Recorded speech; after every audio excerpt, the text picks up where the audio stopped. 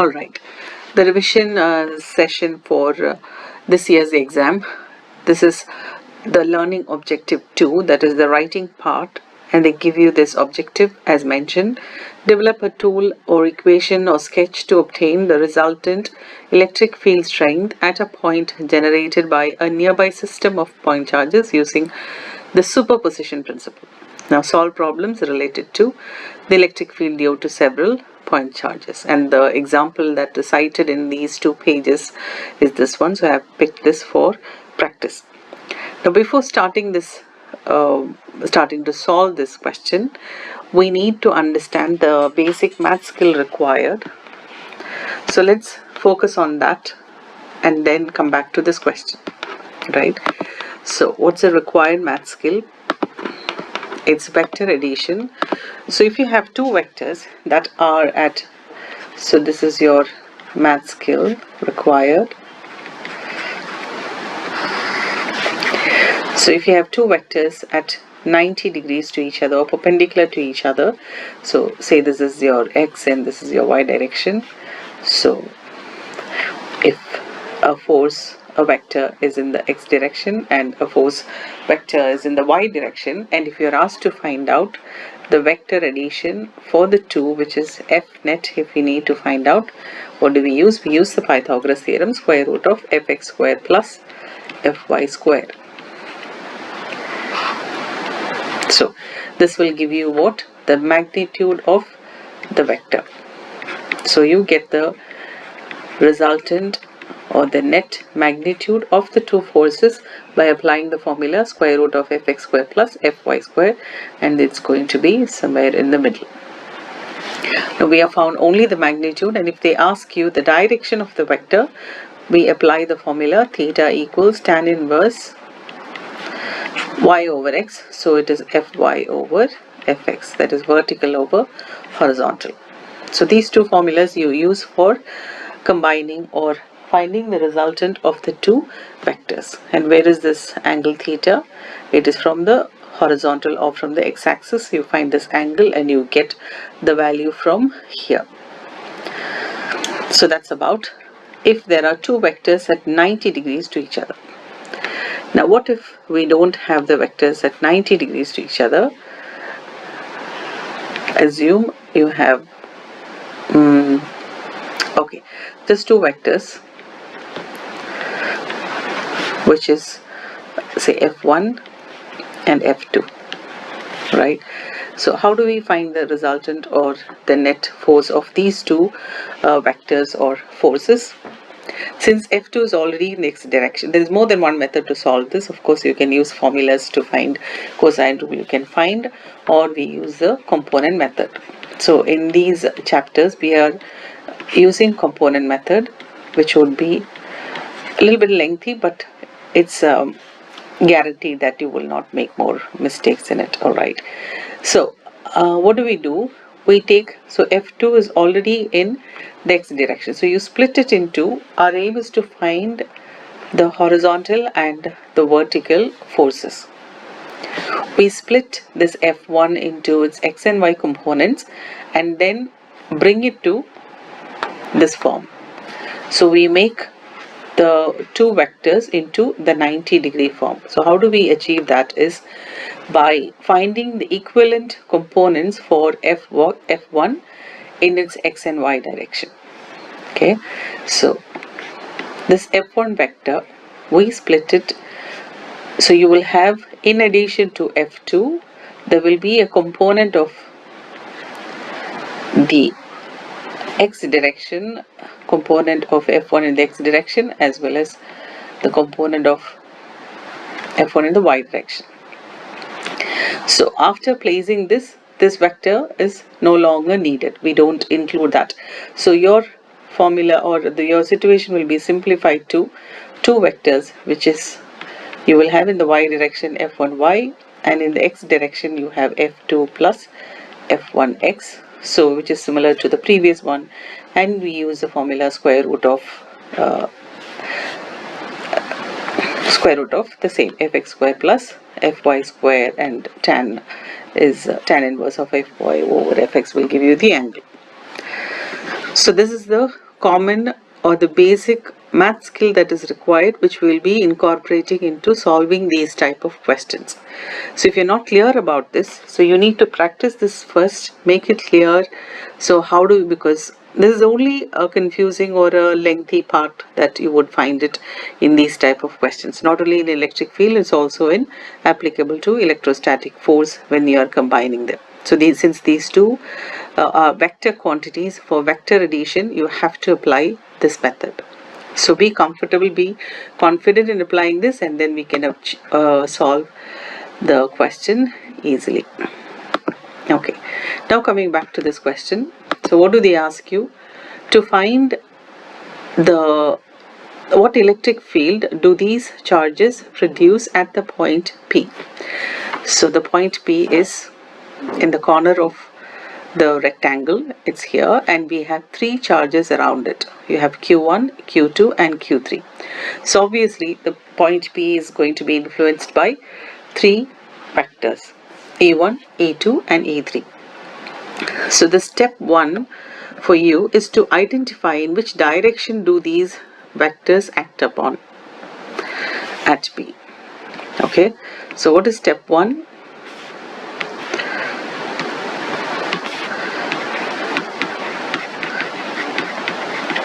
Identify the directions of the force or the vectors, the directions of the vectors. Now in this case it is electric field, right? It is electric field. So electric field, how do we find the direction?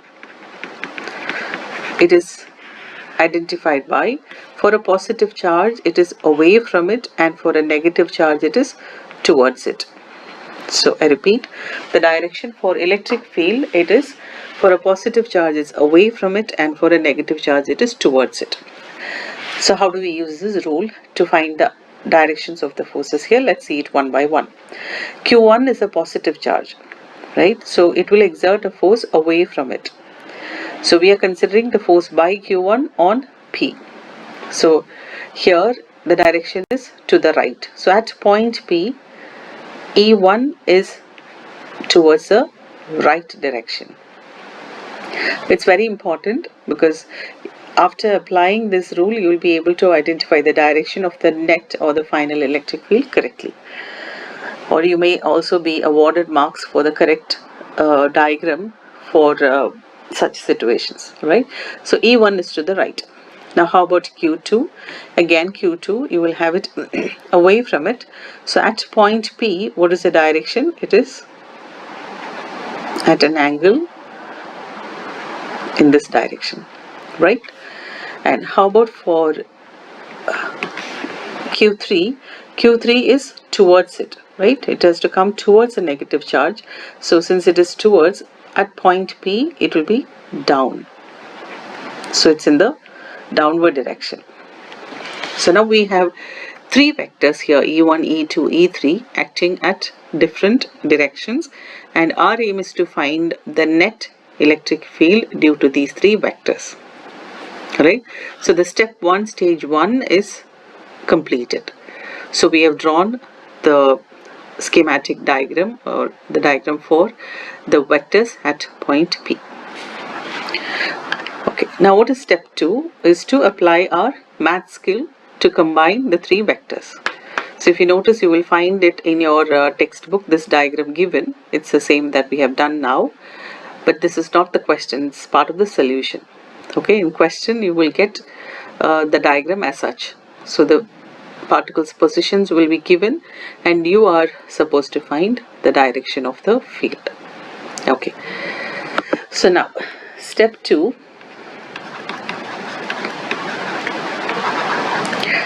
is as before. Since we have here already E1 and E3 are at 90 degrees. As I told you before, the math skill, whatever you have at an angle, you split it into its components, right? You take the components of it and make it into 90-degree vectors, add them with the existing vectors, and then proceed with the formula, right? So here will be the same angle as this, so you can take this as theta, right? So step 2 is to make the x and y vectors. So in x direction we already have E1 in the x direction and E3 in the y direction, right? So I'll put here E1 is completely in the x direction and E3 is completely in the y direction. So now plus,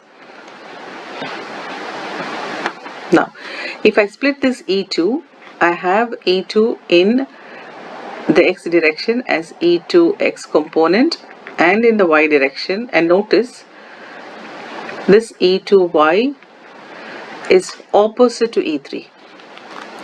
E3 is in the downward direction and E2 is in the upward direction. So the normal common direction we take up as positive and down as negative. So you can apply it either ways. You take this as E3, then you put it as minus E2y. Alright, so I put here, just reduce the size so that, yeah. So E3 is in the downward direction. Since E2y is in the opposite direction to E3, I'll put it as E2y as in the whole y direction vectors. How about in the x direction? It is E1 plus, because you have both E2x and E2 in the same direction. So you put E2x. Alright, so we have figured out what are the vectors acting in the x and y direction. Now what's our aim? We need to find these electric field, find its x and y component, apply it in the rule and continue. Okay, now again this is also a math skill. I hope you would be aware. How do you find the x component? If the angle theta is here, E2x equals E2 cosine theta, E2y will be E2 sine theta. Okay, that's how we figure out. So I will use that here, E1 plus E2 cosine theta, and here it is E3 minus E2 sine theta. Okay, so we have just written it in terms of the electric field and the angle, but we need to now figure out what are all given to you. Is there angle theta given, or do we have to find it out? So all that we have to check in the question. Sometimes the angle is given, sometimes the angle is not given, so you need to find those first. Okay, now let's first find E1 by using our normal formula, and E2 and E3. How do we find that? E1, what's the formula? KQ over R square, since it is charge 1, so KQ1 over R1 square, and for E2 it is KQ2 over R2 square, and E3 is KQ3 over R3 square. Now K is known to you, so Q1 value is given to you, R1. Now if you notice, from Q1 to the point P, the distance is B. Since this is B, it's also going to be equal, this distance is B. How about for E3? E3 is going to be A. But for E2, if you look at it, is not given in the question. So this will be, again, you will apply the Pythagorean rule, A square plus B square. Right? So this is K 9 times 10 to the power of 9, and Q1 is given as, the charge for Q1 is 1.5 microcoulombs, so 1.5 times 10 to the power of negative 6 over, this is E1, we said it's B squared, so B is given as 6 meters, so this will be 6 square. So you will find this value. Similarly for E2, E2 is 9 times 10 to the power of 9 times the charge on it is 2.5, it's positive, 2.5 times 10 to the power of negative 6 over square root of a square plus b square is 6 square plus 8 square, and notice this is just the distance, and again you have a square. Okay, this is just the distance. So if you take this as r2 square root of this, so r2 square will come and you will get an answer here. And then e3, what's the substitution? 9 times 10 to the power of 9 times q3 is negative 3.5 times 10 to the power of negative 6 over 8 squared. So you get an answer. So all these units you must write Newton per Coulomb, and as such. Alright, now we have found E1, E2 and E3. I have plugged in the values. So while you calculate, you get 375, 225 and 492 as the answers for these calculations. So are we done with this? No. So I repeat again, step 1, we identified the forces. So we have kept the calculation on hold because we need to find out all the unknowns from these. So we need to find E1, E2, E3. So that is done. E1, E2, E3. We have used the formula and we have figured it out. Now what else is there to find out? We need to find E2 cosine theta and E2 sine theta. But do we know the angle? They did not give the angle in the question. Right? I'll take this big picture. So they didn't give you the angle. So we can find out the angle from by using trigonometric ratios. So you can use any of the trigonometric ratios. So tan inverse, if you take tan inverse, it is vertical over horizontal. So it is A over B, which is tan inverse 8 over 6, which gives you around 53.1 degrees. So we figured out, so I'll write by the side, so theta is 53.1 degrees. So I'm just deleting all this. Okay, so what is our next step? We need to find the x and y components. So we are just combining all the x and y components here and simplifying it to in the vertical and horizontal direction. So coming to here, E1 is 375. So you put 375 plus E2 is 225. So 225 and cosine angle is 53.1 degrees.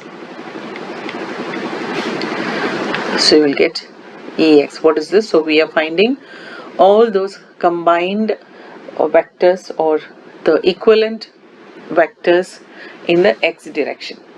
Right? Here E3 is 492.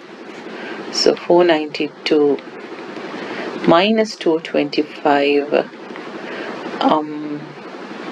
sine 53.1 degrees. So you will get EY as a number. So you have got here EX and EY. So if you do the calculation, you should be getting 509 here, and EY is negative 312.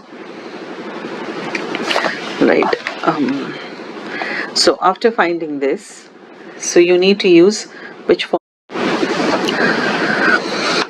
So when you plug in the values, so you get 509 or approximately 510 and 312 as your EX and EY. So this is the main, maybe the confusing part that you could find, but if you do it step by step, it's not that difficult, but it's a bit lengthy.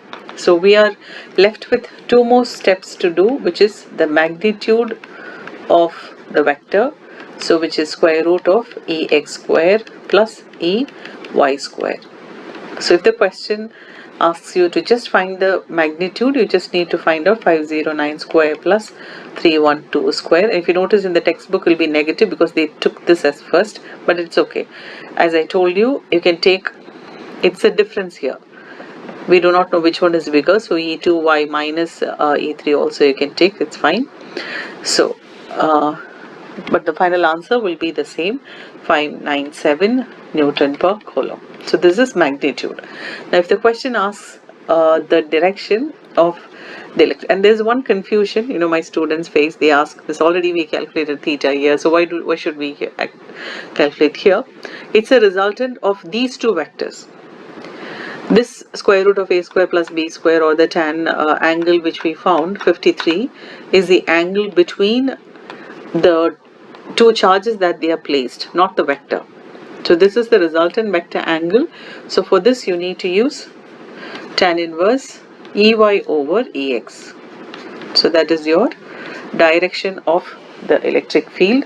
So you get 31.5 degrees.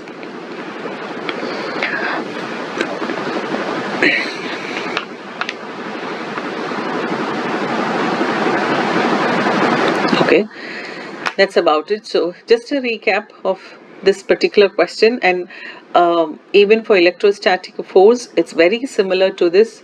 If you have the charges placed at three corners, only thing that would change is you need to figure out the forces between whether it is attractive force or repulsive force. So you'll find the direction, and then the formula will be kq1 q2 over r square to find each f1, f2, f3. So it's a very important, when you do repeatedly, you will understand how to proceed and what to calculate first, second, and so on. All right.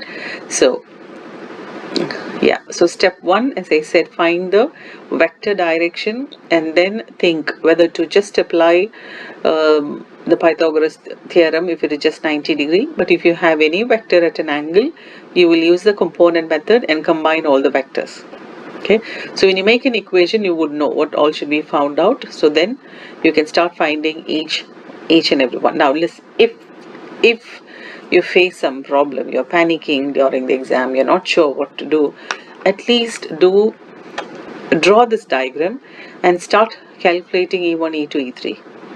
Right? At least do till here and write this formula so that you will score out of 8 marks or 10 marks, at least 50% of marks you could score. All the best, students.